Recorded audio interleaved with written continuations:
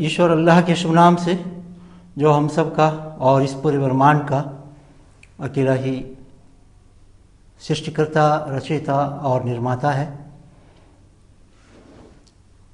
हम सब उसी के बंदे हैं और वो सारी सृष्टि का मालिक और पालनहार, और वो अकेला ही सबका मालिक है। भाइयों और बहनों, आज की इस सभा में एक बड़ी ही गंभीर सामाजिक इशू के बारे में आपके सामने कुछ विचारों को प्रस्तुत कर रहा हूं। वो समस्या आप सब जानते हैं, कन्या भ्रूण हत्या की समस्या है। ये समस्या नैतिक और सामाजिक रूप से पूरे समाज और हमारी सभ्यता को सर्वनाश करने वाली समस्या है। आज हमारे देश के अंदर बुद्धिजीवी और कई संस्थाएं इस बात का प्रयत्न कर रही हैं कि ये समस्या समाप्त हो, लेकिन दूर दूर तक इस समस्या के समापन के कोई लक्षण नज़र नहीं आते। देश में इसके लिए कानून भी बनाया गया है, लेकिन कानून केवल कागज़ में है और उसे लागू करने की व्यवस्था और उसके जो परिणाम हैं वो ज़रा भी सेटिस्फैक्ट्री नहीं है। इसमें कानून नाकाम हो चुका है और सफल नहीं हो सका। जो आंकड़े इस वक्त देश के अंदर कई राज्यों में लड़के और लड़कियों के बताए जा रहे हैं, वो होश उड़ा देने वाले हैं।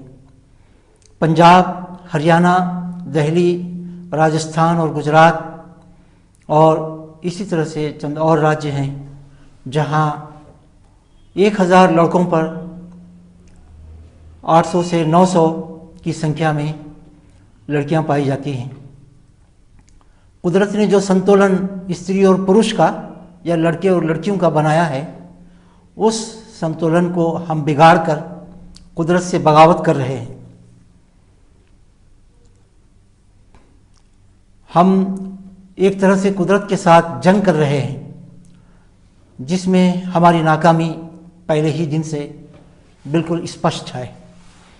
कन्या भ्रूण हत्या एक प्रकार से सभ्यता और मानवता का मर्डर है, लेकिन लड़की होने के कारण इसकी एबॉर्शन की जिम्मेदारी जिस डॉक्टर पर है और जो टेस्ट होते हैं लैब टेक्नीशियन की जो जिम्मेदारी है, और इसके ऊपर प्रेशर डालने वाले जो उसके घर के लोग हो सकते हैं, उन सब पर कोई किसी किस्म का कानून और कोई दंड और सज़ा उनको नहीं है।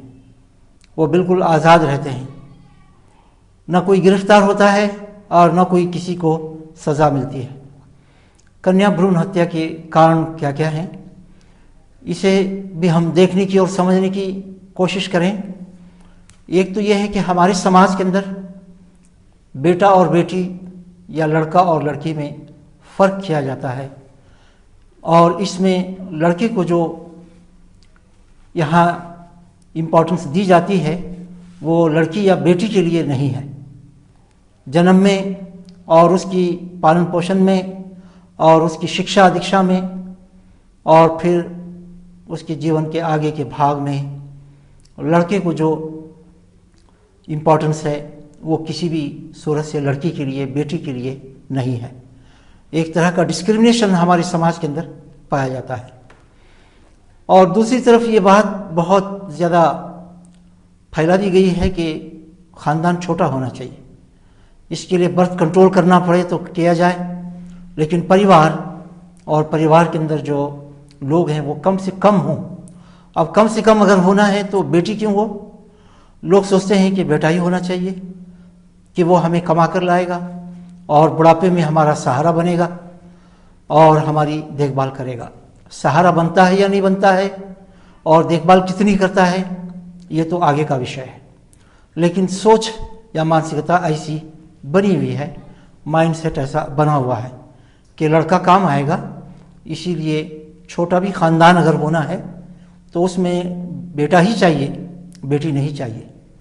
और तीसरी बात यह है कि हमारे समाज में शादी के अवसर पर जो डौरी दी जाती है उसने इस समस्या को और ज़्यादा गंभीर बना दिया है। हम और आप देखते हैं कि डौरी के नाम पर एक ज़बरदस्त डिमांड की एक लिस्ट आती है लड़के वालों की तरफ से, और लड़की का बाप मुश्किल से उसको पूरा कर पाता है। कर्ज लेना पड़ता है या कोई जायदाद को बेचना पड़ता है या फिर कोई और व्यवस्था करके वो किसी तरह से लड़के वालों के डिमांड को पूरा करना चाहता है।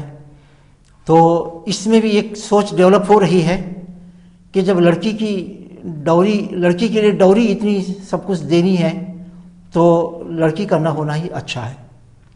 तो शादी मुश्किल और महंगी हो गई है। इसीलिए कई जगहों पर पोस्टर भी लगाए जाते हैं कि आज चंद हज़ार रुपये खर्च करो और आने वाले दिनों में लाखों के खर्च से बच जाओ। लाखों का खर्च शादी का है और चंद हज़ार रुपये का खर्च एबॉर्शन का है। टेस्ट करा के बेटी होने वाली है तो उसको एबॉर्शन कराना है। आज की स्थिति यह है कि देश में कानून बना हुआ है। 1994 में prenatal diagnostic test act 1994 बना हुआ है, लेकिन इस पर किस तरह से अमल हो रहा है या इसको कैसे लागू किया जा रहा है, आप देखें कि सन 2006 से लेकर 2008 इन 2 वर्षों में केवल 125 केस रजिस्टर हुए हैं और वो 125 केसों में 10 केस मात्र उसमें अपराधी घोषित किया गया या जजमेंट आया और कुछ सजा हुई या जमानत पर छूट गए। इसका मतलब ये हुआ कि हमारे भारत की 35 स्टेट्स और यूनियन टेरिटरीज ये कुल मिलाकर हमारे देश में इस कानून पर अमल करने की स्थिति में 10 केस पूरे भारत में 2 वर्षों में ये अपराधी डिक्लेयर हुए हैं। एक बात इसमें यह भी कही जाती है कि गरीब लोग और समाज के पछड़े लोग बेटियां होंगी तो वो उनका खर्च कैसे संभालेंगे। लेकिन दुख की बात है और चिंता की बात है कि ये समस्या गरीब लोगों की नहीं है। जो बहुत धनी लोग हैं, पूंजीपति लोग हैं, वो अपनी परिवार को कम से कम बना रहे हैं और वो बेटियों से छुटकारा पाना चाहते हैं और एबॉर्शन कराते हैं। एबॉर्शन कराने में माँ की जान को भी खतरा है और उसकी सेहत के लिए भी खतरा है और इसी में झोला छाप डॉक्टरों की भी बनाई है।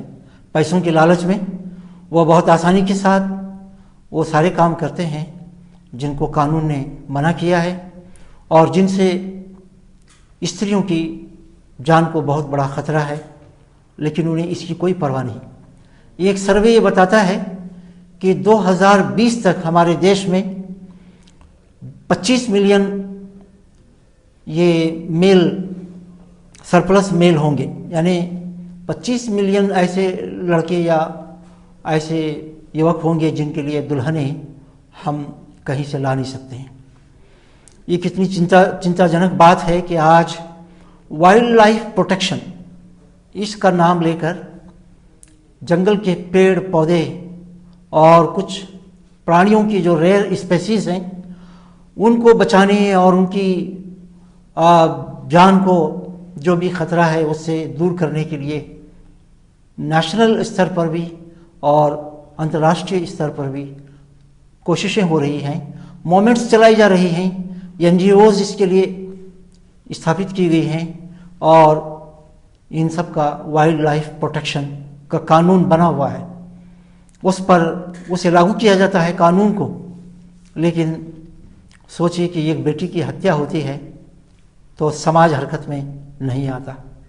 इसके लिए समाज में आज क्या हो रहा है और बेटी की जीने का अधिकार छीनने का किसको इख्तियार मिला है और कहाँ से मिला है, और इस पर समाज में क्या कोशिशें हो रही हैं। सोचने की बात है कि क्या हम मानव समाज हैं या एक दानव समाज और एक राक्षसों का समाज हम बन गए हैं।